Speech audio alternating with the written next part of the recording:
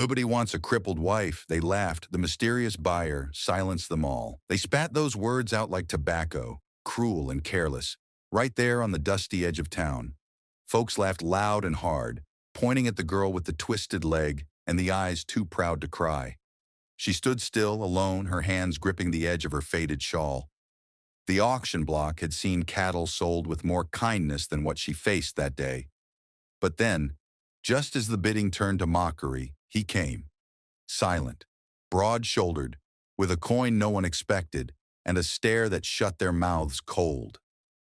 Who was the stranger with eyes like storm clouds and a voice like thunder rolling low? And why would a feared recluse from the mountain pay gold for a girl no one wanted? The town watched, stunned and whispering, as the story began. Not of pity, but of justice and something like redemption. When the crowd laughed and the mountain man stepped forward, one question echoed through the hills. Who truly saw her worth? And who will regret turning their back? Every time I read your comments, I'm reminded that these stories bridge more than time. They connect spirit to spirit. If you still believe in dignity, loyalty, and second chances, then you belong here. Let me know which state you're watching from and subscribe so we can keep sharing stories that stand for something. The wagon wheels moaned beneath the weight of time and dust as it rolled into Dry Creek's main square. Wooden buildings leaned like gossiping old men, their windows glinting with late morning sun. Chickens scattered and boots scuffed against the dry earth as folks turned their heads to the creaking spectacle. On the wagon's hard bench sat Lena Mae, back straight, hands folded tight in her lap. Her dress was clean but faded, her shoes worn thin. A brown shawl, fraying at the edges, covered her shoulders. Her eyes, clear as cold river water, looked nowhere in particular, as if the sky above offered more kindness than the people gathering below. Her uncle, Jedediah Rusk, climbed down with a grunt, boots hitting the dirt like a butcher arriving at market.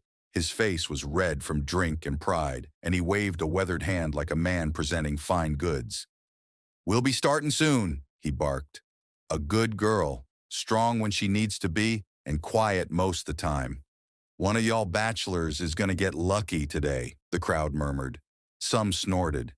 A few leaned closer out of morbid curiosity. A group of old men sat outside the general store, whittling sticks and spitting tobacco, shaking their heads. Behind the dry goods counter, Miss Thistle covered her mouth with her hand, whispering to the seamstress beside her. One child asked her mama, "Why's that girl on a wagon like a goat?" and was hushed sharply. Lena didn't flinch. She kept her chin high, even as the sun stung her brow and her hands trembled beneath her skirt. Her leg ached, from the jostle of the ride, from the memory of falling off that horse 5 years back, from the way every eye seemed to land on the way she stood, crooked and slow. She reached up and adjusted the shawl as if it were armor. "Get down," her uncle hissed. "You'll look taller on the ground," she obeyed, swinging her good leg first, then bracing herself as she lowered her lame one onto the step. A cane, carved by her own hand, tapped against the wagon frame. The sound was soft, but the silence around it made it loud. The murmurs turned sharper. One man near the back snorted and called out, "Ain't nobody wants a crippled wife!" Laughter followed. Not cruel from everyone, but cruel enough. Lena felt her face flush, but she did not cry. She would not cry. Her father once told her tears watered weeds. She held still, breathing slow, her pride stitched tight across her chest like a badge. Jed began his pitch, offering her as if she were a mule. No dowry, just take her off his hands. She don't eat much, knows how to sew, and she's young yet. Might bear if the Lord's kind. A few men joked. One offered a goat in trade. Another said he'd think about it if she came with a bottle of whiskey and a sack of potatoes. Jed laughed, playing along. "Come on, boys. Someone make a real offer." Then the wind shifted. A hush fell over the crowd. Boots clicked slow on the boardwalk. A figure stepped from the shade near the blacksmith's barn. Tall, broad, and wrapped in a long coat dusty from the trail. A wide-brimmed hat shaded his face. No one saw his eyes, but they saw how people stepped aside without a word. His presence was not loud. It was just heavy, like thunder before a storm. He didn't speak. He walked straight to Jed, looked at Lena once, then pulled something from his coat. A gold coin. He dropped it into Jed's palm. The clink rang louder than the laughter had. The gold coin disappeared into Jed Rusk's greedy hand like water down a dry well. He didn't ask the man's name, didn't care. His eyes glinted as he spat in the dirt, clapped his hands, and turned back toward his wagon without so much as glancing at Lena. "Well, that's that," he muttered. "Told you she'd fetch something." He climbed up, gave the reins a slap, and rode off in a cloud of dust. Not once did he look back. Lena stood still, cane in hand, eyes locked on the stranger who now stood beside her. He didn't speak, didn't gesture. For a long moment, they simply faced the weight of each other's silence. Then, he reached out, not abruptly, not rough, and lifted her easily into the saddle of his dark bay horse. She didn't fight. Her body moved with the instinct of someone long used to surrendering to what comes next. He mounted behind her, not close enough to touch, but near enough to guide. With a slight nudge of his heel, the horse turned and began moving out of town. No goodbyes, no names. Just the sound of hooves over dry earth echoing off storefronts and shuttered windows. Whispers trailed after them like loose straw. "That's Elias Boone," someone breathed. "Thought he was dead." "He ain't dead. He's worse. Lives up past Beartooth Ridge. Folks say he don't speak to no one. Killed 3 men, they say. Buried 'em deep. Ain't nobody found bones or confession. Don't matter. Girl's better off dead than with that ghost." Lena heard them, every word, but none of it reached deeper than her own questions. The saddle leather creaked beneath her. The horse breathed steady, warm and calm beneath her legs. The man behind her remained silent. Not cold, not cruel, just still. She didn't dare look back at him. They rode for hours. Past the pastures and out beyond the tree line where the air grew cooler and pine needles blanketed the ground. The dirt path turned to rock, and soon even the trail disappeared. Yet Elias never paused, never hesitated. He guided the horse with the quiet certainty of a man who belonged to the wild. Lena gripped the horn of the saddle with one hand, her cane tucked beside her leg, and stared ahead into the trees. The wind hummed through the branches like a hymn. Sunlight broke in patches, dappling her dress. Her back ached, her leg throbbed, but she said nothing. She wouldn't ask questions. She wouldn't beg. She'd done enough of both. Still, her thoughts wandered. Why had he bought her? Was this some twisted kind of ownership? Did he plan to use her, break her, bury her like the stories claimed? Her fingers tightened around the saddle. Maybe she'd die out here. Maybe that was better than being laughed at like livestock. But then a hawk cried overhead, wheeling through the mountain air, and Elias looked up, not startled, but reverent. He watched the bird disappear into the blue, then clicked his tongue once. The horse pressed forward again. She felt it then, faint but sure. The rhythm of movement, the absence of cruelty. No yanking, no jeering, no touches that lingered too long, just quiet, just distance. She didn't know this man, but already he felt nothing like the others. And that, she thought, might be enough. For now. The sun had dipped low behind the ridge when they arrived at the cabin. It wasn't grand, not by any measure. No painted shutters or curling smoke from a chimney to beckon a weary traveler. But it stood firm, as if grown from the rock itself, tucked into the hillside, surrounded by tall whispering pines that moved with the breath of the mountains. The roof was moss-covered at the edges, the logs weathered but solid. A narrow trail wound around the back, barely visible, and a stacked pile of chopped wood sat near the door like a sentry on watch. Elias dismounted first, tying the horse to a post with practiced ease. Then he turned and reached up, helping Lena down with the same quiet care he'd shown before.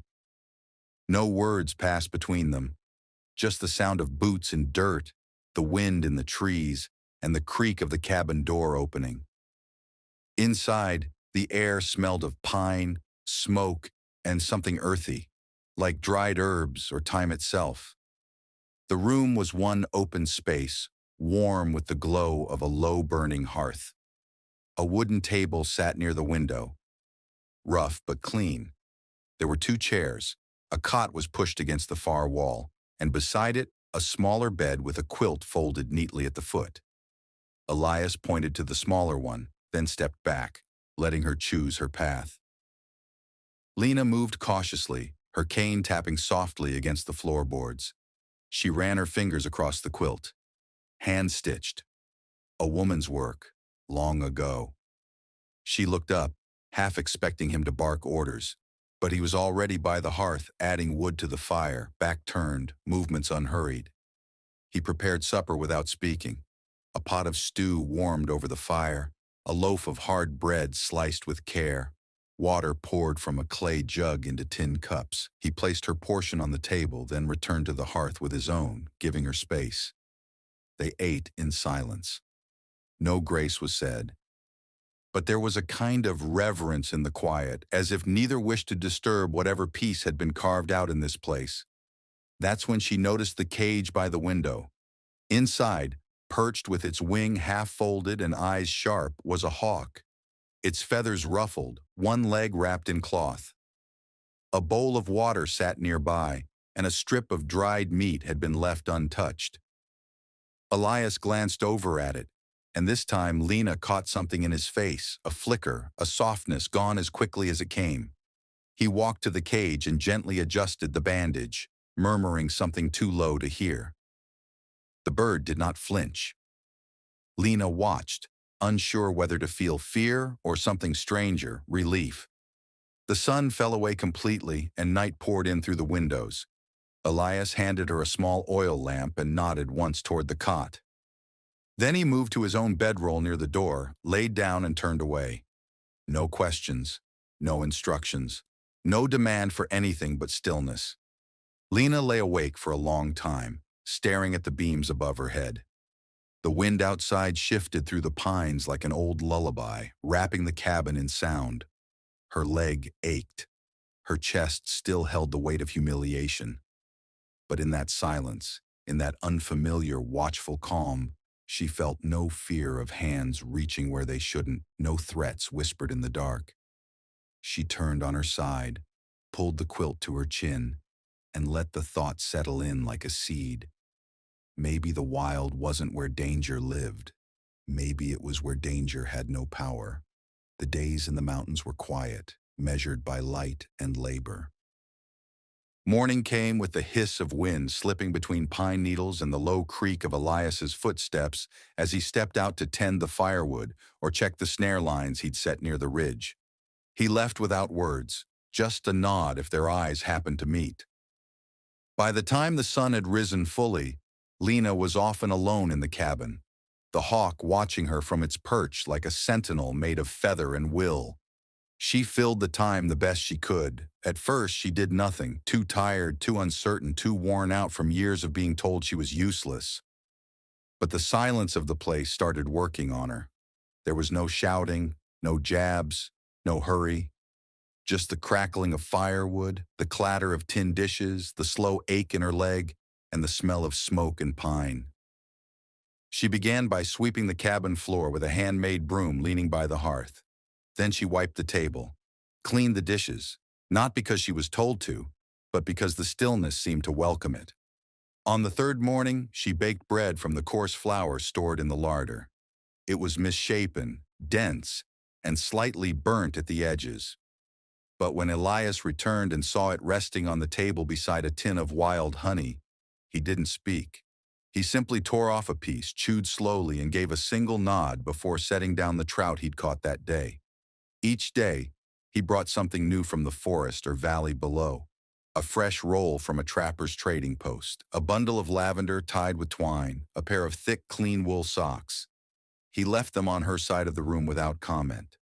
At first, Lena didn't know what to do with the offerings, but she began tucking the lavender under her pillow, wearing the socks at night, and folding them neatly each morning. They moved around each other like weather, predictable in rhythm, distant but not cold. He carved wooden spoons at the table, hands steady, eyes low. She mended a tear in the quilt, humming softly, forgetting herself until he paused in his carving to listen.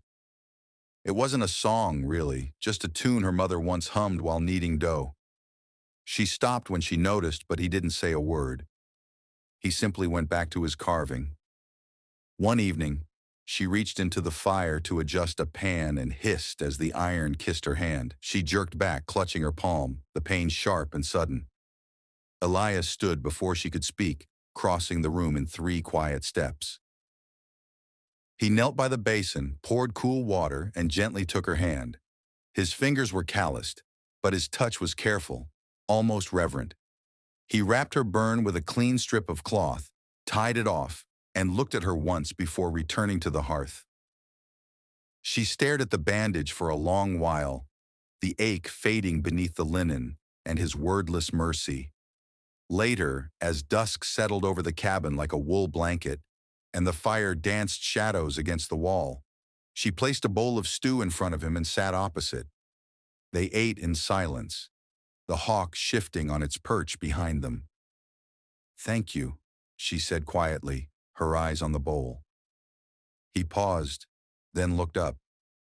His voice, low and sanded with time, came out simple. "You're welcome." No more than that. But something in the air changed, like ice softening to water. 2 lives, once shaped by hurt and hardness, beginning to thaw. The morning passed like most others, in soft light and hushed routine.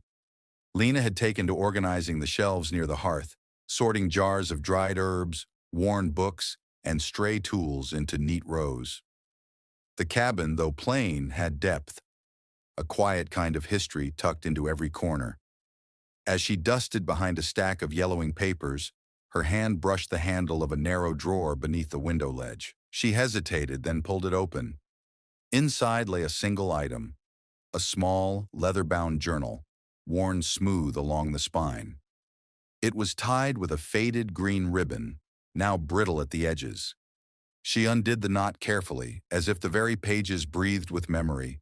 The first few pages were sketches, rough but full of feeling. A woman, young, eyes bright. Drawn again and again from different angles, her hair pulled back, her smile gentle. Then a child, no older than 2, clutched in the woman's arms. The drawings were softer here, like the hand that made them had shaken. One page held nothing but a set of tiny footprints traced in charcoal. Another had a single word written beneath the child's likeness. Hope. Lena turned the page and found something pressed between the leaves. A thin strand of pale hair tied into a tiny lock with blue thread. Her fingers trembled. She didn't need to ask. Some things don't need saying. Behind her, the wind rustled against the window pane. She closed the journal quietly and placed it back into the drawer, retied the ribbon and pushed it shut.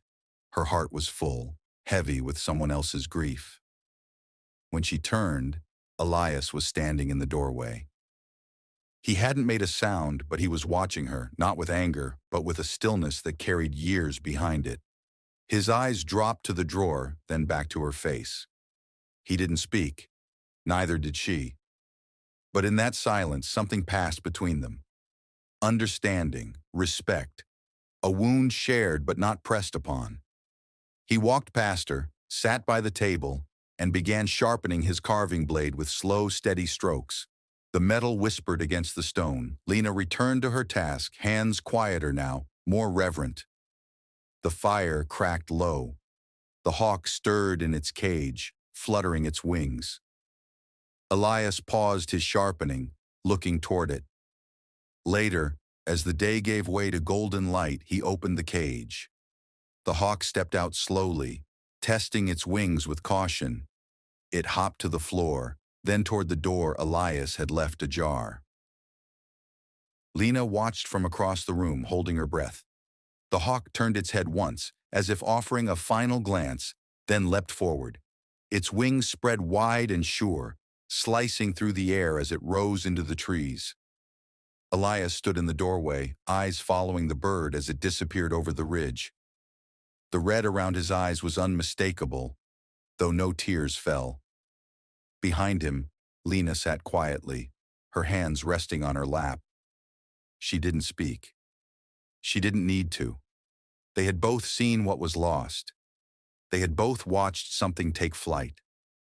The storm rolled in without warning, dark clouds swallowing the mountaintop by mid-afternoon. One moment, the air was still and sharp with pine. The next, thunder cracked so loud it rattled the window panes. Rain fell in thick sheets, drumming against the cabin roof like hooves in a stampede. Lightning clawed through the sky. The forest vanished into mist. Elias had just returned from checking the traps when the first bolt split the heavens. He pulled the door shut behind him, water running off his coat in rivers. His hat hung low, casting his face in shadow, but Lena saw the tension in his shoulders as he hung his gear by the door.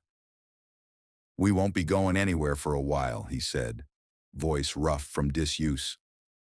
He crouched by the hearth, stoking the fire to chase out the damp that crept through every crack. Lena laid a towel near the door for the wet boots, then sat at the table with her hands around a warm mug, unsure what to say. The storm pinned them together like pages in a shut book. By nightfall, the wind howled so fierce the walls groaned. The hawk's empty perch rocked in the corner, now just a shadow of something once broken and now flown. Elias sat by the fire, sharpening his knife, but his gaze wasn't on the blade. Lena sat across from him, sewing in her lap, her stitches clumsy with distraction. The silence stretched too long. It wasn't cold, not exactly, but it had weight. Lena cleared her throat. "You ever see storms like this before?" Elias didn't answer at first. Then, "Worse." She nodded, her eyes drifting to the flames. "Storms scared me when I was a child. Used to hide under the table with my mama's quilt over my head." He let out something between a breath and a chuckle. "Mine would sing," he said. Soft, like the rain was just music gone angry. Lena looked up. He set down the blade. For a long moment, he stared into the fire. When he finally spoke again, his voice was quieter, but clear. "Her name was Mary. She loved asters, grew 'em in a box outside the cabin we had. Said the blue reminded her of sky, even on bad days." Lena didn't interrupt. She just listened. "We had a daughter, Emma, barely 2. He rubbed his hands together slowly. "I left for town. Supplies. Was only gone a day. Railroad crew had come through. Surveyors, drunks, men with more whiskey than sense. They said we were squatting, even though I'd paid the claim. They lit a fire to scare her off. The silence that followed was suffocating. I came back to smoke. Nothing left but ash and bone." Lena's throat tightened. Her eyes stung, but she blinked hard. Elias wasn't crying. His face was stone, but his hands trembled slightly in his lap. "I buried them myself. No one helped. Town looked the other way. Called it an accident. Said maybe she knocked over the stove. Liars." His voice thickened. 3 of them I found later, months apart. One at a poker table, one working a line crew, one drunk behind the saloon. I never raised my voice, just made sure they didn't see morning." Lena said nothing. There was no fear in her eyes, only a deep ache she didn't know she carried until now. He looked at her, not proud, not ashamed. "I've killed 3 men," he said. "Would again if they walked back through that door." Thunder cracked above, louder than before. The fire hissed as rain snuck down the chimney. The storm raged on, but inside the cabin, 2 souls sat facing truth, not as strangers, but as survivors of fire and silence. The snow had melted into mud by the time the rider came. Lena heard the hoofbeats first, unfamiliar, hurried, breaking the quiet rhythm that had settled over the mountains like a worn blanket. She looked up from her stitching as Elias stepped out onto the porch, rifle cradled in one hand but not raised. The man on the horse wore a long duster and a slouched hat, his face flushed from the climb. He didn't dismount, just reached into his coat and extended a sealed envelope, yellowed from the ride. "For Elias Boone," the rider said. His voice was cautious but respectful. Elias took the letter without a word, watched the man turn his horse, and disappear down the ridge the way he'd come. Lena stood in the doorway, unsure if she should ask. Elias opened the envelope with his thumb and scanned the letter slowly. His jaw tightened, but his expression stayed still. "It's from Gentry," he said finally. "Wants to talk." Lena took a step closer. "Widow Gentry, the midwife?"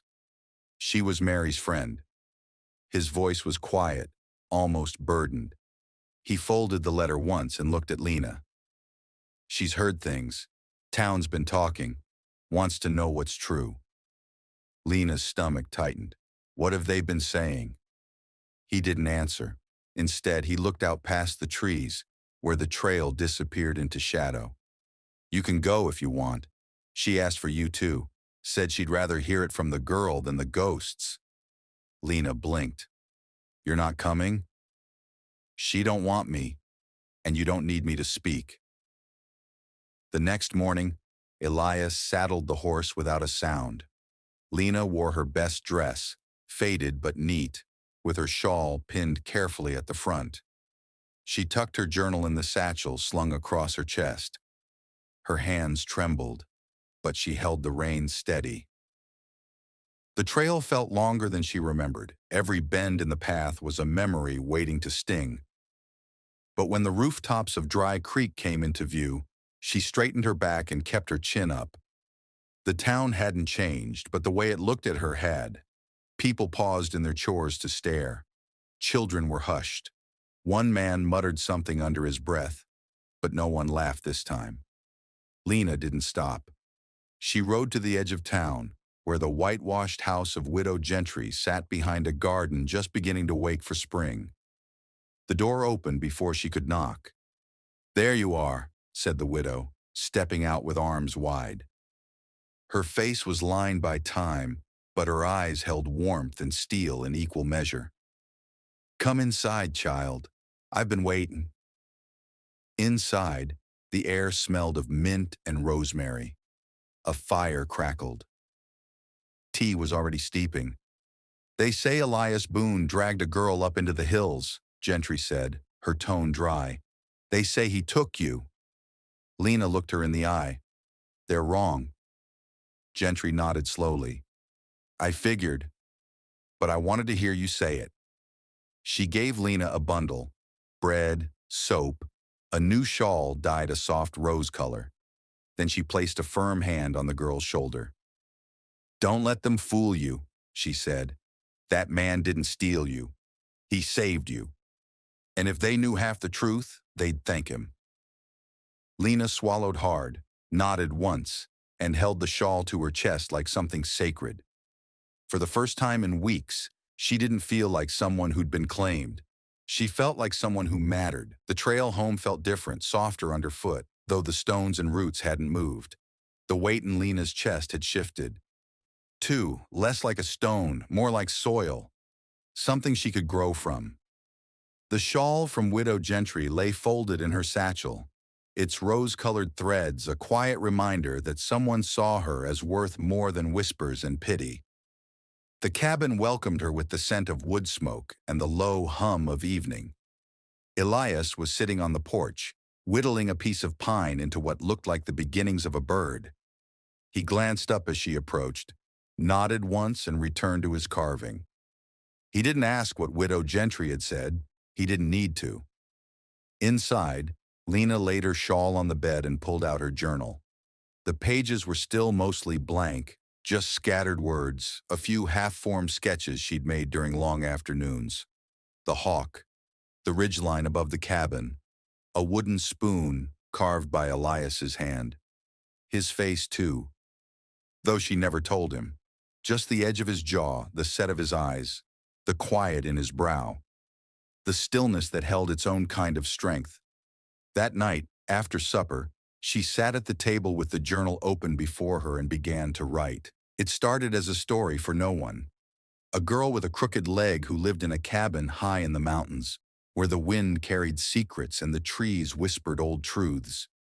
She wrote about a bird that couldn't fly, and a man made of stone and smoke who learned to speak again, not with words but with bread left by a fire and lavender on the windowsill.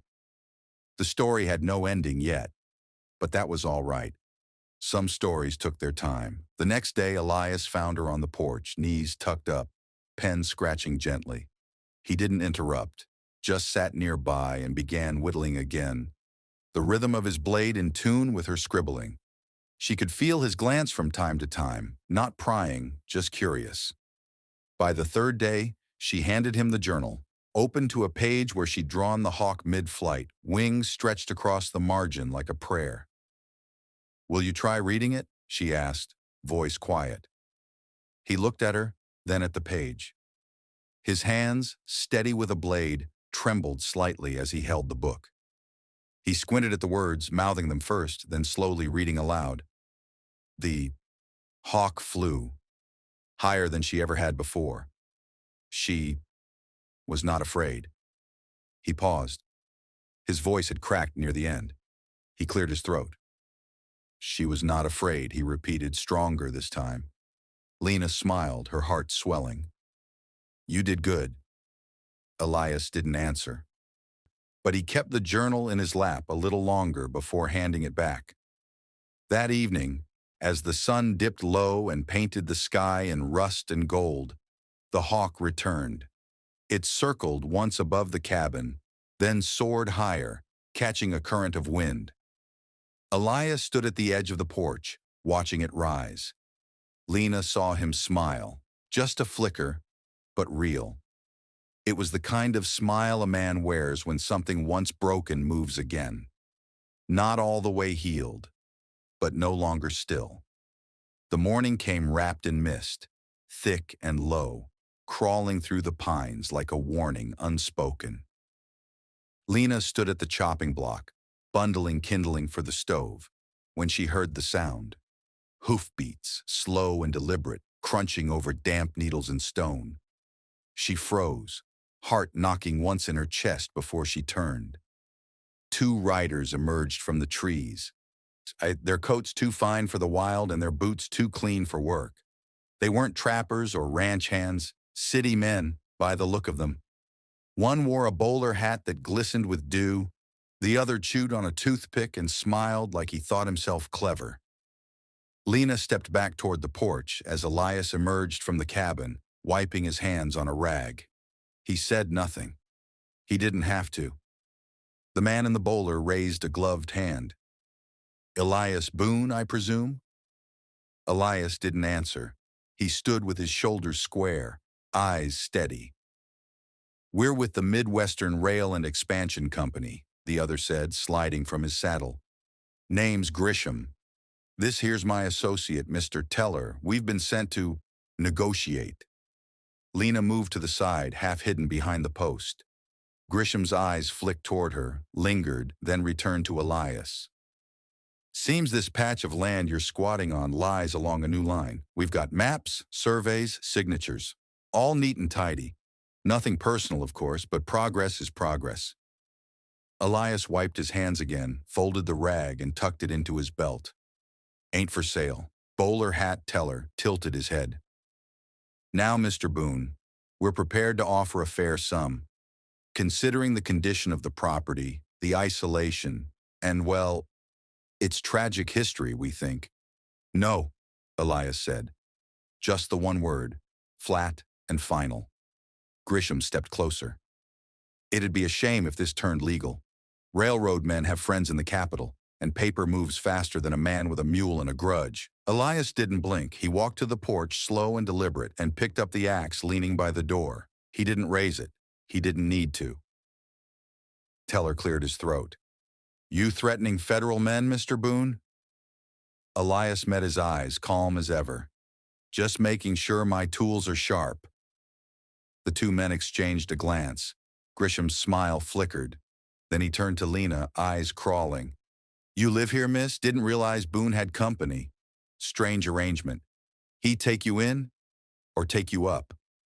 Lena stiffened, heat rising in her face. Elias took one step forward. Grisham's smile vanished.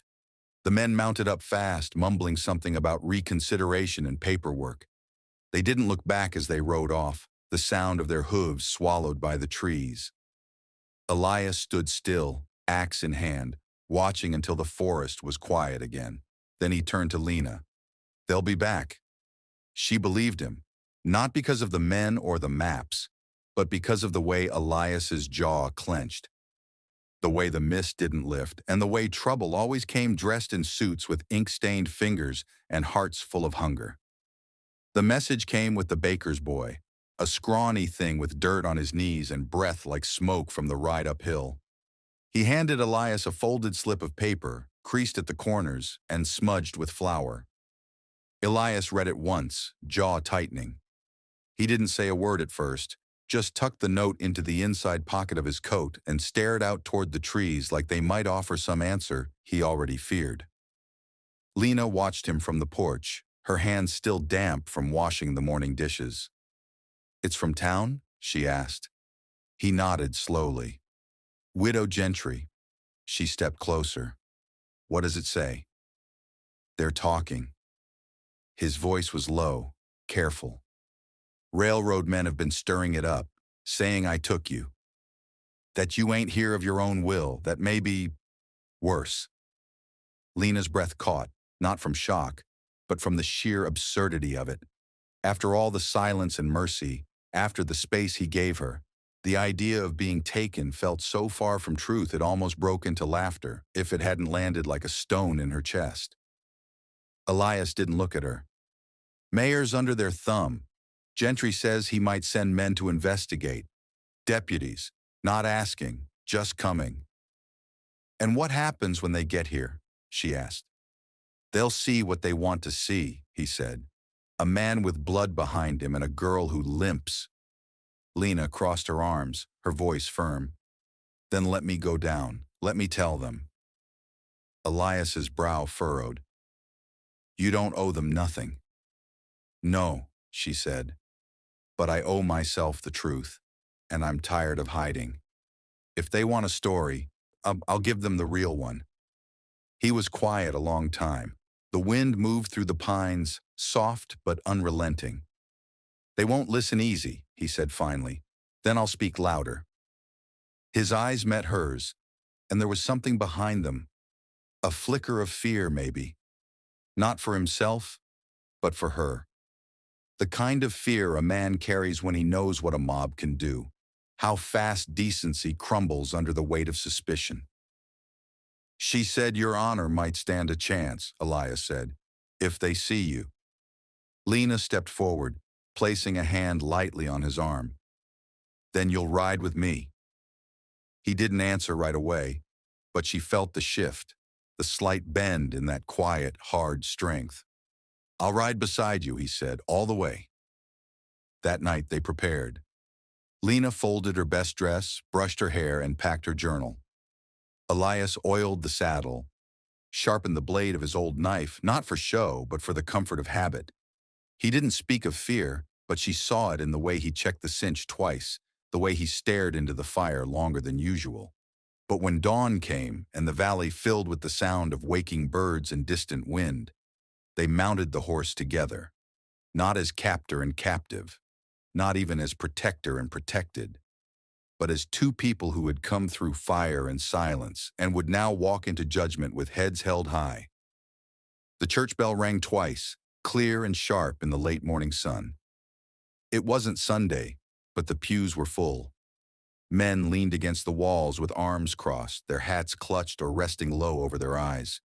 Women clutched their shawls tight, whispering behind gloved hands. Even the children sensed the weight in the air, sitting stiff and silent beside their mothers. The town meeting had been called under urgent notice, posted on the doors of the mercantile and the mill. "Land rights review, Beartooth Ridge sector." Few read the fine print.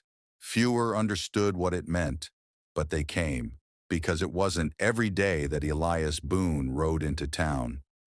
He stood at the back now, broad shoulders stiff beneath his worn coat, his eyes on the rows of townspeople like a man returned from the dead. At his side was Lena, her hands trembling slightly beneath a borrowed blue dress that smelled of lavender and cedar. Widow Gentry had pressed the wrinkles from it herself and tied her hair back with a ribbon the same color as the sky just before nightfall. At the pulpit, the mayor cleared his throat and adjusted his spectacles. Flanked by two sharp-dressed men in dark coats, Grisham and Teller. The railroad agents had laid out their case in a series of rolled-up maps, folded deeds, and letters bearing thick wax seals. "This land," the mayor announced, tapping one long finger to a spot on the map, "is critical to the expansion of the Western Line. As per agreement signed under federal charter, any contested or unclaimed acreage may be reviewed and, if necessary, repurposed for public benefit." Grisham stepped forward with a smile so smooth it looked carved. "We're offering compensation," he said, voice slick with false charm. "A generous one, considering the squatters', pardon me, the settlers' circumstances." A low murmur rippled through the crowd. Words like murky claim and tragedy floated on the air like ash. Then the doors opened wider, and Lena stepped forward, the room hushed.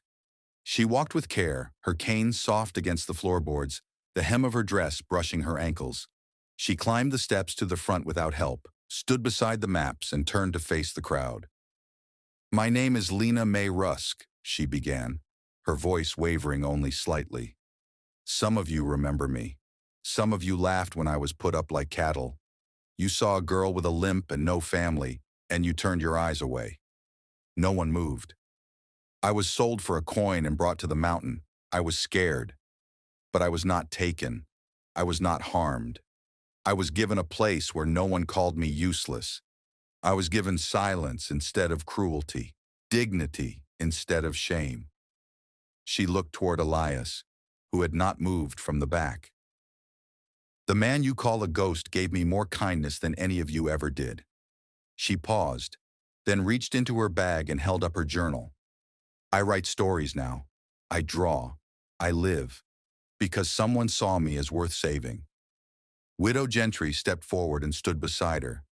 "This girl was not stolen," she said, her voice firm and clear. "She was saved, and I'll stake my name and years on it."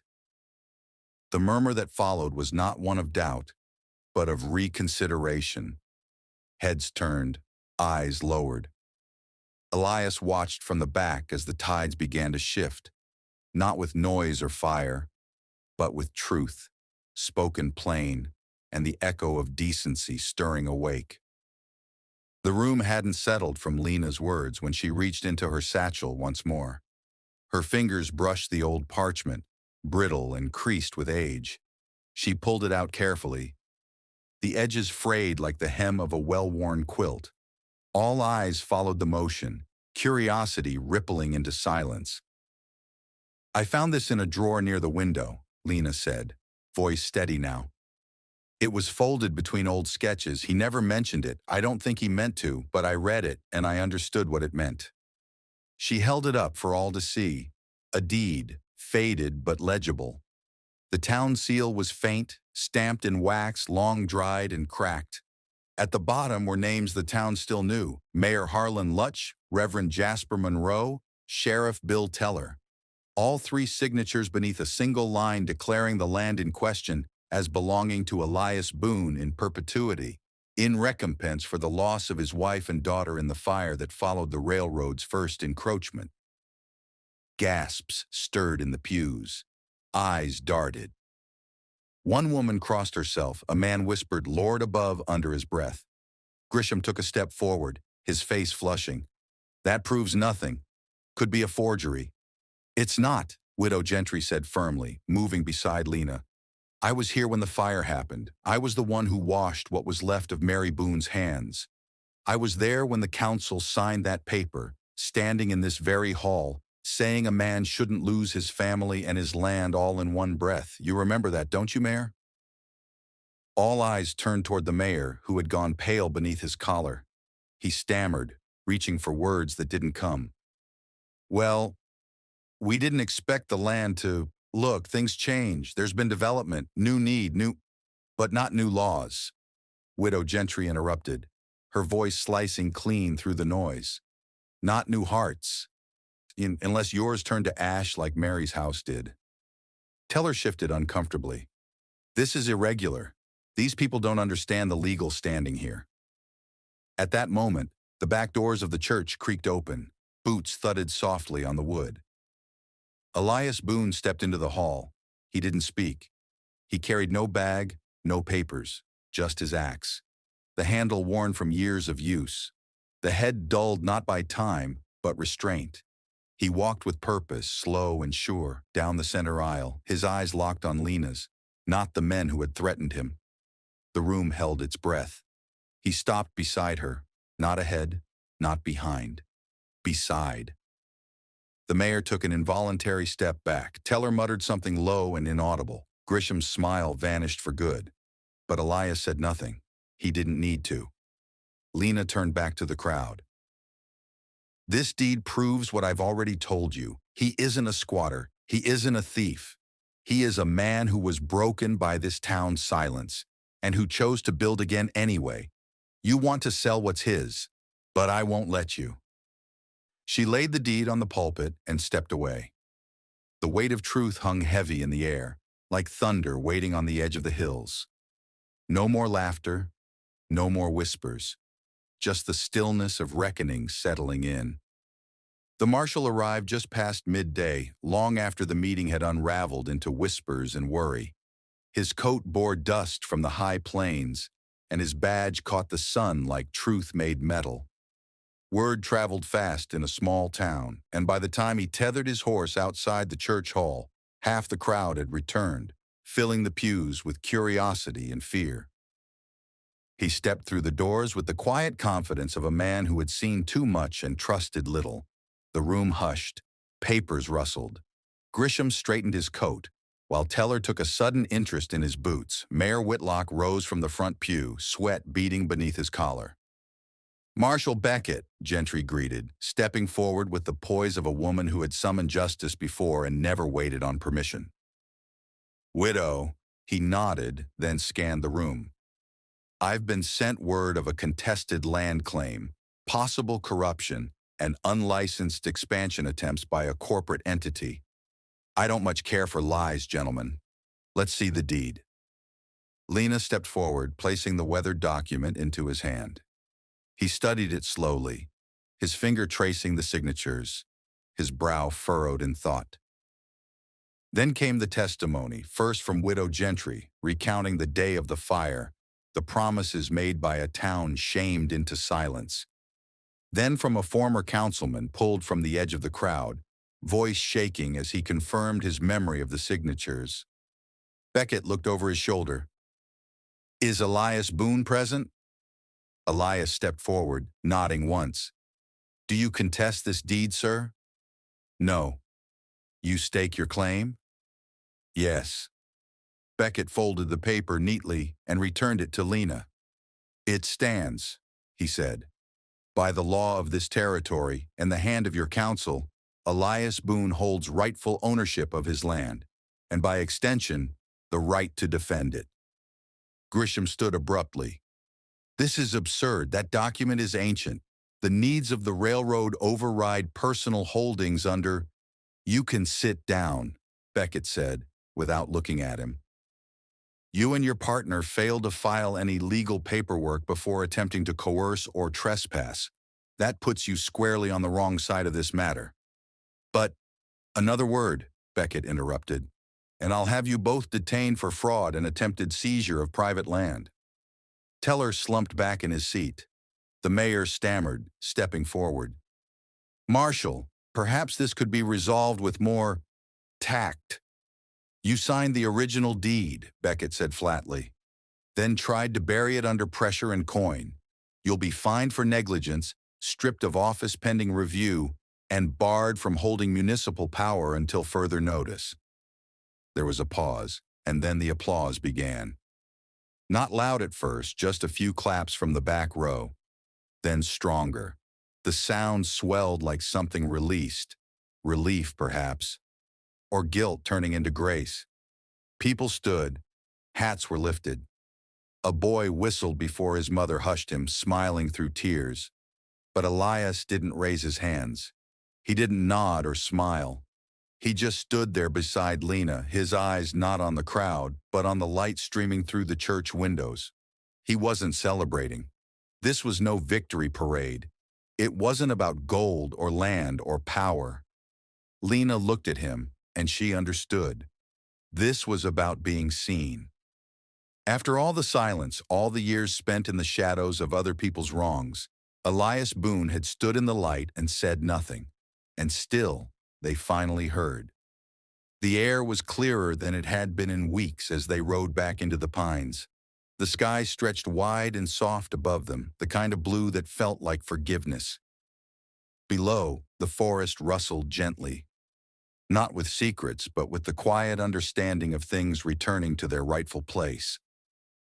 The horse moved at a steady pace, and neither Elias nor Lena spoke as the cabin came into view, its smoke curling upward like a sign that the world had for once stayed still.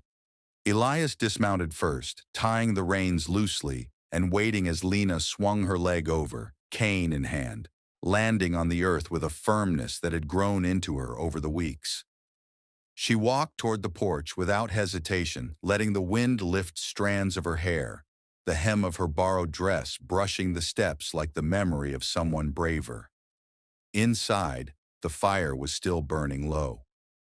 Elias set down his coat, stirred the embers, and placed more wood without speaking. Then, slowly, he reached into the pocket of his vest and pulled out the deed, creased, worn, and now undeniably hers to see. He laid it on the table between them. "I never had plans," he said. His voice was quiet, but different now. Not guarded, not reluctant, just plain spoken, like a man putting down a weight he'd carried so long he forgot what it was like to stand tall. "After the fire, I came here to disappear. Figured the world didn't need a man like me anymore. Figured I didn't need the world either." Lena sat across from him, her eyes locked on his face, not the paper. "But you came," he continued, "and something changed. Not overnight, not in a blaze, but like coals that refused to die out." He nodded at the deed. "This land's yours now if you want it, all of it. You can stay or leave or build something I never could. You don't owe me a thing." The silence that followed wasn't heavy this time. It felt full, alive. Lena's hand trembled slightly as she reached for the paper, not to take it but just to touch it. Her fingers rested on the edge as tears welled in her eyes, not from fear, not from sorrow, but from something deeper. No one had ever given her a choice before, not her uncle, not the town, not the leering men who saw her limp and thought it meant weakness. She had been traded, passed over, spoken for, but never once asked. She covered her mouth with one hand, and the tears fell quietly, not desperate, but free. "I want to stay," she said, her voice breaking only once. "Not because I have to, not because I've nowhere else to go." She looked up, and there was a fierceness behind her eyes now, soft but certain. "I want to stay because this is the first place I've ever felt like I belonged." Elias nodded once. And though he said nothing more, his face changed, just slightly, like a man hearing his name after years of silence. Outside, the wind stirred the trees. Somewhere far off, a bird took flight. And inside the cabin, two people sat at a table with nothing but time, firelight, and the space between them finally filled with truth. The thaw came slowly that spring, dripping from the eaves like a quiet promise. The last patches of snow melted into dark soil, and the scent of pine shifted from cold and sharp to warm and earthen. Lena stood barefoot outside the cabin one morning, pressing her hand into the damp ground near the porch. It crumbled beneath her fingers, rich and soft, the kind of soil where something new could take root. She had gathered seeds from widow gentry, wildflower mixes, and hardy herbs, things that could survive the mountain air and still bloom with color. She pressed them into the earth one by one, her hands dirty, her heart quiet. Elias had given her a small box of tools, gloves, a trowel, a tin of chalk labels. Not with ceremony, just left them on the porch with her name carved into the handle of the spade. He didn't speak of it. He didn't need to. Inside, her journal grew heavier by the day. Not with just sketches and stories now, but letters, pages written to girls she'd never met, scattered across the valley and the hills beyond. She didn't know if they'd ever reach them, but she wrote anyway. To the girl who thinks her limp makes her less. You are not the broken thing they see. You are the flame that didn't go out. To the girl who was traded like coin, you are not something to be owned. You are soil that grows wild things. To the girl who is still waiting to be seen, I see you, and if you ever find your way here, there is a place for you. Elias had built her a desk, a simple one, made of pine, its corners sanded smooth. He placed it near the window where the light pooled in the mornings and the breeze carried the smell of pine sap and smoke. It wasn't fine work, not the kind sold in town, but it held. Just like him. He watched her sometimes from the porch, where he carved or tended the woodpile. She would glance up from her writing and see him there, not staring, just present. And something in his presence made the words come easier. Then, one morning, the hawk returned. She was in the garden, pressing down a new row of marigold seeds, when she heard the flap of wings. She looked up. And there it was, perched on the roof beam, feathers sleek and gleaming in the morning sun. Its head tilted slightly as if remembering. Then it gave a single cry, sharp and high, before lifting again into the sky, disappearing westward beyond the ridge. Lena stood, wiping her hands on her apron, heart full. She didn't cry. She smiled. Because some things come back just to remind you they could. Because not everything that leaves is lost. Because sometimes what was wounded returns stronger, freer, and utterly unafraid. She turned back to the soil, pressing in the last seed of the morning. It was time to grow. The first snow came early that year, drifting down in wide, lazy flakes that blanketed the pines and softened the mountains in white hush. The garden had long since been tucked under straw. The last of the herbs dried and hanging from beams in the kitchen. Lena stood at the window, a shawl wrapped around her shoulders, watching the forest disappear beneath the snow. But instead of feeling closed in, she felt wrapped in something gentle, like the land itself had exhaled. Inside the cabin, warmth radiated from the stone hearth. The firewood was stacked high, and Elias had taken to stoking it with more care than ever before, always making sure there was a pot of stew simmering or tea heating for whoever might knock. The air was thick with the scent of thyme and onion, and the quilts they'd sewn together in the fall, made of scraps from old shirts and trade post remnants, covered both beds, stitched in crooked but loving patterns. They had settled into a rhythm, not hurried, not still. Elias rose early to split wood or carve small figures from pine. At first he made animals, rabbits, foxes, birds, then horses with tiny saddles, a rocking lamb. Lena watched his hands grow steadier, his frown soften. She added little touches, painted eyes, stitched cloaks, ribbon tails. Sometimes he'd hold one up to the light and say, "Reckon some child could smile at that." And they did. By late December, the first visitor came.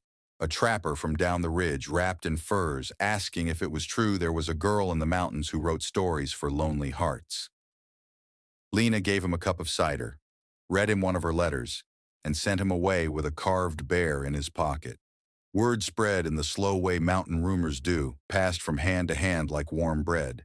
By January, more came, a farmer's daughter on a borrowed mule. A boy with a stutter whose eyes lit up when Lena showed him her story about a hawk who couldn't land. Sometimes they stayed for stew. Sometimes they just sat on the porch and listened. The porch became a kind of sanctuary, covered in wool blankets and snow-dusted boots.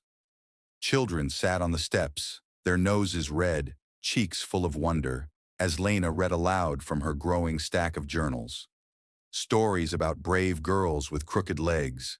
Stories about birds who chose to come back. Stories about men who didn't speak much but built things that held. Elias didn't hover. He carved in the corner or listened from the side, his face unreadable, until someone laughed or clapped or asked if the toy was his. Then his lips would twitch just slightly. Sometimes Lena caught him smiling. Not wide, not often, but enough. They spoke more now, small things than bigger ones, about the snow line, about recipes, about Mary and Emma, about what it means to be remembered without being watched. They even laughed. Quiet at first, like they weren't sure it was allowed, but it came easier with time. Like anything planted deep and given light. Outside, the snow kept falling, muffling the world. Inside, it was warm. Spring came slowly to the valley, like a child waking from a deep sleep. The snow receded in patches, revealing wet earth and hopeful shoots of green. The creek swelled, fed by meltwater, and the sound of it running over stone returned like a long-lost voice. Word traveled, as it always did, not fast but sure. Stories had a way of finding the cracks and settling in hearts where memory still lingered. The town that once turned its back began to turn its head. It started with a letter, hand-delivered by the baker's wife. An invitation scrawled in tidy script, asking Lena to speak at the schoolhouse on Sunday. If you're willing and able, no promises, no expectations, just a line at the bottom. You've given us stories. We'd like to hear yours. Lena showed Elias the letter over supper. He didn't speak at first, just nodded once and spooned another ladle of stew into her bowl. But in the quiet that followed, he said, "They're watching. But maybe this time, they'll listen." She rode down on a morning streaked with gold and mist, wrapped in her rose-colored shawl, her journal tucked beneath one arm. Widow Gentry met her outside the schoolhouse, kissed her cheek, and whispered, "Don't speak for their comfort. Speak for the girl they used to ignore." Inside, the benches were full. Men and women who once averted their eyes now sat with their hands folded in their laps, waiting. A child sat cross-legged near the front, one of the same boys who had jeered years before. He held a carved hawk in his lap and stared at Lena like she was something between a mystery and a miracle. She didn't step behind the lectern. She stood in front of it, cane planted firm, her voice steady. "You once called me the crippled girl," she began. No anger, no bitterness, just fact. "You laughed when I limped. You looked away when I cried. You traded my dignity for silence." A few heads bowed. "But I'm not here to shame you," she continued. "I'm here because someone didn't see a broken thing when they looked at me. He saw someone worth feeding, worth listening to, worth giving a name back to." She paused, then added, "I wasn't rescued. I was reminded I was worth saving." The silence was thick, but not heavy. People leaned forward. She read from her journal. Short stories about birds and girls and mountains that held secrets. About boys who learned to speak by carving things with their hands. About wind that carried voices even when no one spoke them aloud. When she finished, they clapped. Not out of obligation, but reverence. And afterward, as the crowd drifted out into the sun, someone said, "Thank you, Miss Boone." Another followed. "Lena Boone. She's the writer, isn't she? From the mountain?" No one called her the crippled girl anymore. That name had fallen away like last winter's snow. In its place stood Lena Boone, teller of stories, daughter of the ridge, and the girl who, once watched with pity, now stood watched with quiet awe. The earth was ready again. Rich and dark from melted snow and months of rest, it opened beneath their hands like it had been waiting. Elias dug deep with his spade, sleeves rolled to the elbow, while Lena knelt beside the fresh rose, her apron dusted with soil and sunlight. The sky above was clean and high, the kind that made the heart feel bigger just standing beneath it. Around them, laughter echoed, the high, pure sound of children. They had come early, some on foot, some pulled in wagons by tired mules. A handful of parents watched from the trees, unsure at first, until they saw Lena wave and Elias nod quietly from where he stood by the fence. That was all it took. The children ran forward, clutching sacks of seeds, little tools, and wide-eyed wonder. Lena showed them where to kneel, how to gently press the beans into the soil, how to cover them soft, like tucking a story to sleep.